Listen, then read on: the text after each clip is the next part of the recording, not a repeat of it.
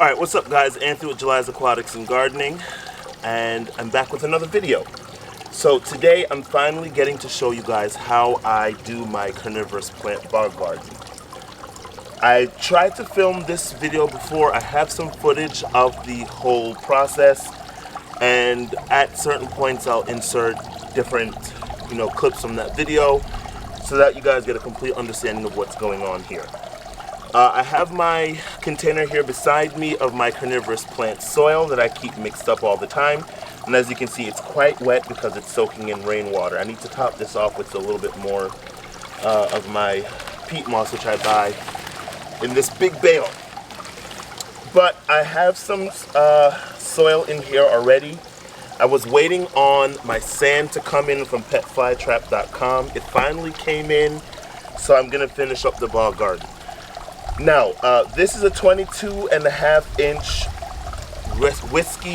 resin whiskey barrel that I got, and I drilled holes about 3/4 of the way up for overflow. You don't want drainage at the bottom of the container because you want to have a reservoir down there for rainwater to sit and keep the peat moss soaked and hydrated. You don't want it overly saturated, but you want to make sure that your soil stays wet at all times. At the bottom of the container, and I'll insert footage of this, I have about a 2-inch layer of gravel, and then I created a PVC lattice so that way I could water the garden from below. They prefer not to be watered from overhead, so it's always best to install a system whereby you can water the plants from underneath. So what I'm going to do right now is I'm going to add my sand in, and again, your sand should be coarse. I believe it's number 12 is the optimum. 14 or 16 is acceptable, and that's the grit or the grain size. You don't want to use pool filter sand. You don't want to use place sand. It's too finely textured and it's going to just compact. You want to use an inert substrate. What that means, no additives, no fertilizers, none of it. I apologize if you can't hear me. The wind is blowing today. It's a very blustery day, but I really needed to get this project done because they're languishing in these little pots that I have them in here. But again, you don't want to use any substrates that have substrates. That's me being a fish person. You don't want to use any kind of soil mix that's enriched. If you're going to use perlite, make sure it has no additives in there, no fertilizers of any type. They get all their nutrition from eating bugs, so they don't want to be in a rich soil. So again, peat moss is best, and you want to water them with rainwater, distilled water, or reverse osmosis or RO water. That's because they need water with a TDS or total dissolved solid of under 100. So collected rainwater, which is what I do, is best. And in the wintertime, when there's not as much rainfall, you can use RO water or distilled water. You can, I know at Home Depot they have, and I thought I had one somewhere here. Oh, I do. As you can see, it's been sitting outside. But Home Depot has these free water testing kits, and I plan to get my water tested so I can share the results with you guys. You just send them a water sample and they send it back to you, and you can, look and see what your tap water is. And if your source water is under 100 TDS, you can water them with your tap water. But if it's over a TDS of 100, you want to use one of those options that I mentioned before. So I'm going to mix in some of the sand into my already, added soil mix, and then we're going to get to planting. So again, the sand that I got is from petflytrap.com, and I recently did an unboxing from them. If you haven't seen that video, I'll link it in the cards up above. But this is the sand that they sent out to me. As you can see, it's very coarse, while at the same time it's not overly huge grain size. And I'm just gonna work in a couple of handfuls. I've already got perlite down here, as you can probably tell, but I kind of felt like it still needed a little bit more aeration. So I'm just going to get in here, work up this soil nice and good. Now this sand was actually really affordable. It's 27 pounds and they sell it for, I think, 24 bucks, and that includes the cost of shipping. So it's really affordable. And I actually had placed an order for a box of this sand and it got lost in the mail. And up to this point in time, that box of sand hasn't arrived. I contacted petflytrap.com. They said that they would gladly send me out another box of soil, and it came within the week. So their customer service is really great. And guess what? The top of my standpipe came out. Lovely. Oh. Okay, so I'm just gonna feed it back down. Wow. I hope this doesn't lead to clogging in the line. But the trials of gardening, something always goes wrong. All right, so I want to build this up, actually up to the top.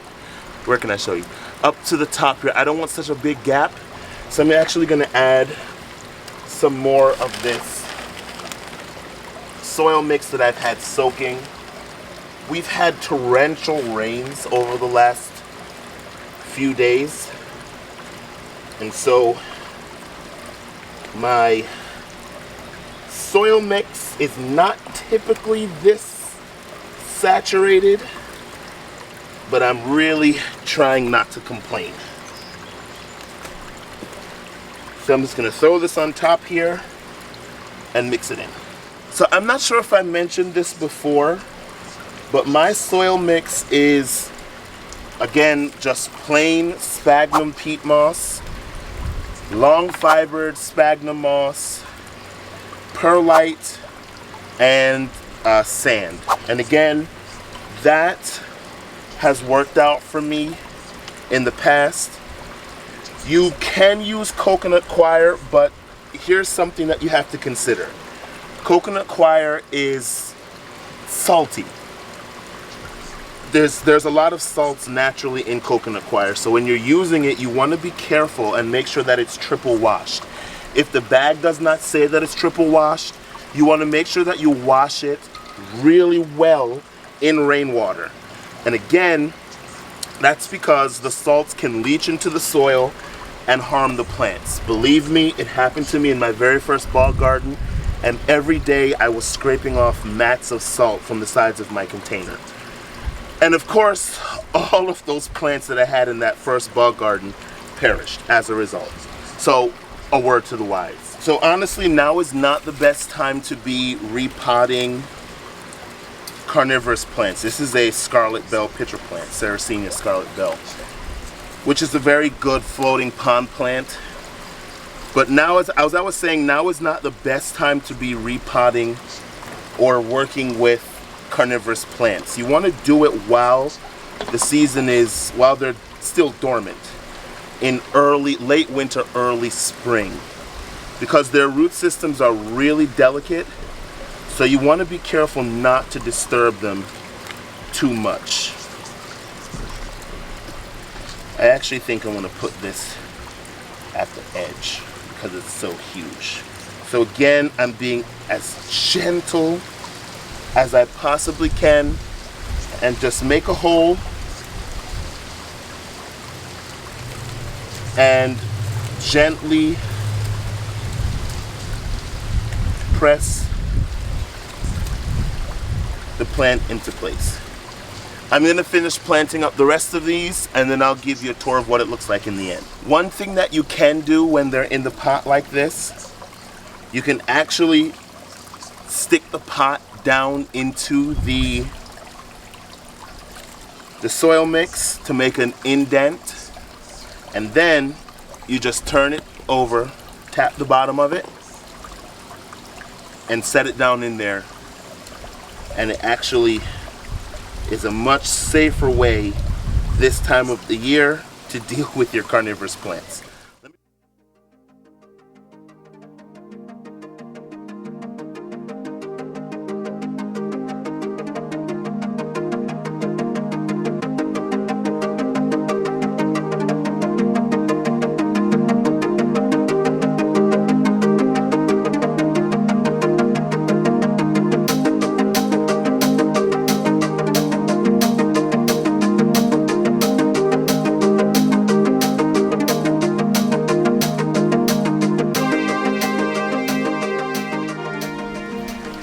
So this is the completed bog. Now I do have one plant left over that didn't fit because a lot of these plants that I got were super large. However, I think it came out really, really nice. Now across the top, I just stuck random portions of that moss throughout. I don't know how much of it is gonna take. I don't know what's gonna root in, but I do have random mosses growing along my house and in other parts of the garden. So if these mosses don't take root, I can always scavenge around in my yard and find other mosses to add to the bog garden. But I love how it came out. Now over time, I will be adding more mosses. I doubt I'm gonna put any more carnivorous plants in, but you never know. I hope you guys learned something from me putting this together. This is about, I think this is either my third or fourth bog garden that I've made, and each time I make one I learn something more. I'm by no means an expert. I have no idea about all of the ins and outs and the different nuances of keeping carnivorous plants. But if I mentioned something that wasn't totally accurate, or if I forgot a key important piece of information, please be sure to let us know in the comment section below, because my goal is to learn and improve and to get better. If you've made a bog garden and you feel like tagging me on social media, I'd love to see it, because improving on my experiences and what I do is always what I'm about. Links to all of the websites are down below in the description, so be sure to check out petflytrap.com. I think that's the only link. And I hope you guys enjoyed this video. I really wanted to make this bog garden for you guys, and I thoroughly enjoyed putting it together. Remember that in all things give thanks. Make sure that you're subscribed to the channel with the notification bell on. Leave a like. And I'll see you guys in the next video.